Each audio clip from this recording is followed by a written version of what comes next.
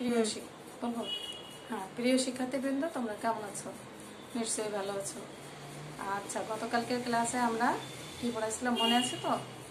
আচ্ছা, তাহলে আজকে আমরা আবার নতুন পাঠে যাব। আজকে আমরা যে অধ্যায়টি পাঠ করব সেটা হচ্ছে বেগম রোকেয়া সাখাওয়াত হোসেন। আমাদের সিলেবাসে দেখো, বই সিলেবাস খুলে দেখো, সিলেবাসে আছে। আমরা আজকে বেগম রোকেয়া সাখাওয়াতের জীবন চরিত আলোচনা করব। হ্যাঁ, আমরা বোর্ডের দিকে তাকাই, একটা ছবি দেখো। ছবিটাকে তোমরা চিনতে পারছো? ছবিটি দেখে তোমরা দেখো একটু ভালো করে। তিনি কে? উপমহাদেশের প্রথম নারীবাদী মহিলা বেগম রোকেয়া সাখাওয়াত হোসেন। যারা আমরা চিনি না, ছবিটা দেখে তাকে চিনে নেই। বইতেও আমাদের দেখো ছবি আছে। হ্যাঁ, বেগম রোকেয়া সাখাওয়াত হোসেন লিখেছেন কে? সেলিনা হোসেন। আমরা এখন সেলিনা হোসেন সম্পর্কে একটু জানব। সেলিনা হোসেন এর সংক্ষিপ্ত জীবন পরিচিতি আমরা এখন দেখো। বোর্ডের দিকে তাকাও, বোর্ডের দিকে তাকালে আমরা এখন দেখতে পাবো। সেলিনা হোসেন কোথায় জন্মগ্রহণ করেন? 1947 সালের 14ই জুন। কোথায়? রাজশাহীতে। তার পৈতৃক নিবাস কোথায় ছিল? লক্ষ্মীপুর জেলার হাজিরপাড়া গ্রামে। তিনি পুরস্কার পান কি? বাংলা একাডেমি সাহিত্য পুরস্কার, ফিল্ম সাহিত্য, বাংলাদেশ চলচ্চিত্র। তার ভাষা ছিল, তার লেখা বিশ্বের বিভিন্ন ভাষায় অনুদিত ছিল। তিনি যে পদে চাকরি করতেন, কোথায়? বাংলা একাডেমির পরিচালক পদে। সেলিনা হোসেনের উল্লেখযোগ্য গ্রন্থ হচ্ছে জলোচ্ছ্বাস, হাঙ্গর নদীর প্রেম, মগ্ন চৈতন্য, শীষ, হরণ, কাঁটাতারের প্রজাপতি, যুদ্ধ ইত্যাদি তার উল্লেখযোগ্য গ্রন্থ। আমরা এখন বেগম রোকেয়া সাখাওয়াত সম্পর্কে জানব। বেগম রোকেয়া সাখাওয়াত হোসেন 1880 সালে রংপুর জেলার পায়রাবন্দ গ্রামে জন্মগ্রহণ করেন। ওই সময় বাঙালি মুসলমানরা শিক্ষা দীক্ষায়, চাকরি, সামাজিক প্রতিষ্ঠার দিক থেকে পিছিয়ে ছিল। তৎকালীন নারীর কাজ ছিল স্বামীর সেবা, সন্তান লালন পালন, রান্না ও ঘর গোছানো। বাঙালি মুসলিম নারী সমাজের কোনো মর্যাদা বা স্বাধীনতা ছিল না। নারীদের পরাধীন ও পুরুষের উপর নির্ভরশীল মনে করে পুরুষরা নারীদের প্রতি দয়া ও অনুগ্রহ করত। তৎকালীন মেয়েদের শিক্ষার মাধ্যমে জ্ঞান ও প্রতিভা বিকাশের পথ রুদ্ধ করে পর্দা প্রথার মধ্যে আবদ্ধ করে রাখা হতো।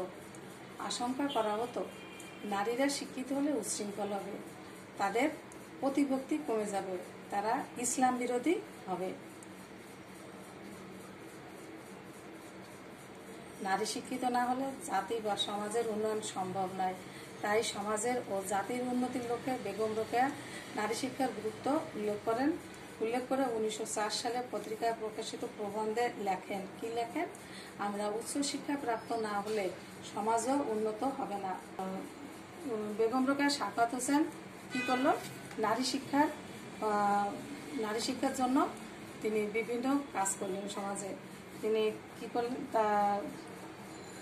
নারী শিক্ষার জন্য বিভিন্ন কাজ করলেন। তিনি নারীদের শিক্ষার জন্য কি করলেন? আঞ্জুমানের খাতিয়ানে ইসলাম নামে একটি সংগঠন প্রতিষ্ঠা করেন। এই প্রতিষ্ঠান কি করতো? দুস্থ নারীদের সাহায্য করতো, বিভিন্নভাবে সাহায্য করতো। তাদের কাজ শেখানো হতো, তাদের লেখাপড়া শেখানো হতো। অর্থাৎ এই সংগঠনটির মূল উদ্দেশ্যই ছিল নারীদের স্বাবলম্বী করে তোলা। অর্থাৎ নারীদের নিয়ে তিনি অনেক ভাবতেন। এবং বেগম রোকেয়া সাখাওয়াত হোসেন কত সালে? 1898 সালে ভাগলপুরের এক ম্যাজিস্ট্রেটকে বিয়ে করেন এবং সেই ম্যাজিস্ট্রেট তাকে লেখাপড়ায় অনেক সহযোগিতা করেছিলেন। ম্যাজিস্ট্রেট কিছুদিনের পরে ম্যাজিস্ট্রেট মারা যান এবং তার যে প্রাপ্ত টাকা ছিল সেই টাকা দিয়ে তিনি একটা স্কুল প্রতিষ্ঠা করেন। স্কুলের ছাত্রী সংখ্যা ছিল প্রথমে 5 জন। পরে কি করলেন? সেই স্কুলটা তিনি কলকাতায় স্থানান্তরিত করেন এবং সেখানে নারীদের জন্য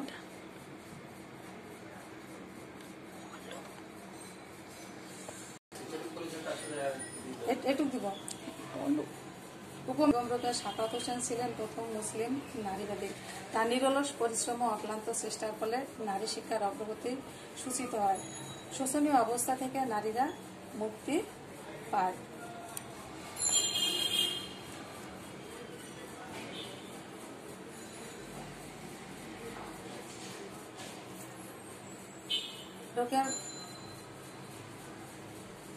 রোকেয়ার বড় দুই ভাই ইব্রাহিম সাহেব ও খলিল সাহেব কলকাতার সেন্ট জেভিয়ার্স কলেজে উচ্চশিক্ষা লাভ করেন। বড় ভাই ইব্রাহিম সাহেবের সহযোগিতায় বোন করিমুন্নেছা ও রোকেয়া ইংরেজি শিক্ষায় শিক্ষিত হন। করিমুন্নেছার অনুপ্রেরণায় রোকেয়া বাংলা সাহিত্য রচনা ও সাহিত্য চর্চা করেন এবং তার রচিত মতিচুর দ্বিতীয় খণ্ড বড় বোন করিমুন্নেছাকে উৎসর্গ করেন।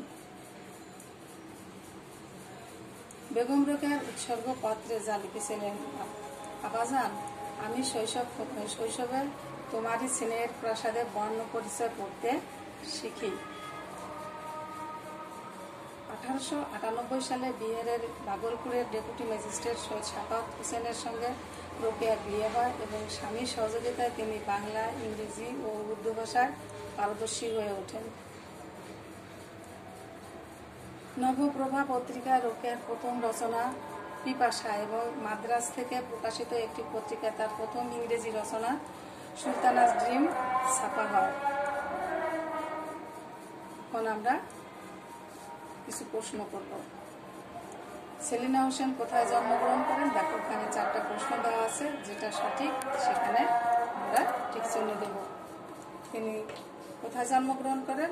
রাজশাহী, বিহার, রংপুর বা পাবনা। রাজশাহীতে তিনি জন্মগ্রহণ করেন। বেগম রোকেয়ার প্রথম ইংরেজি রচনা কোনটি? দেখো তো আমরা পারি নাকি?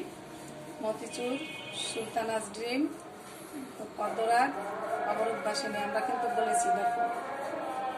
আচ্ছা, রোকেয়ার আমলে বাঙালি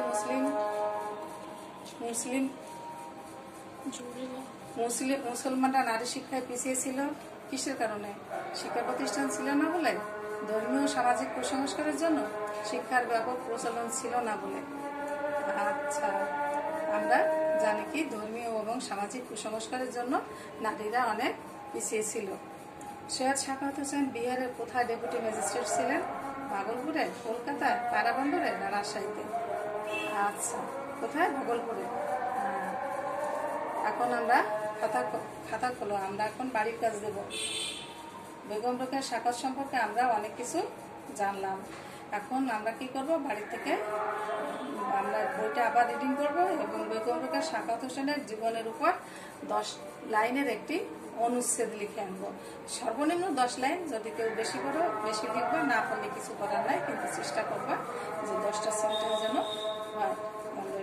আজকে এই বলে শেষ করলাম।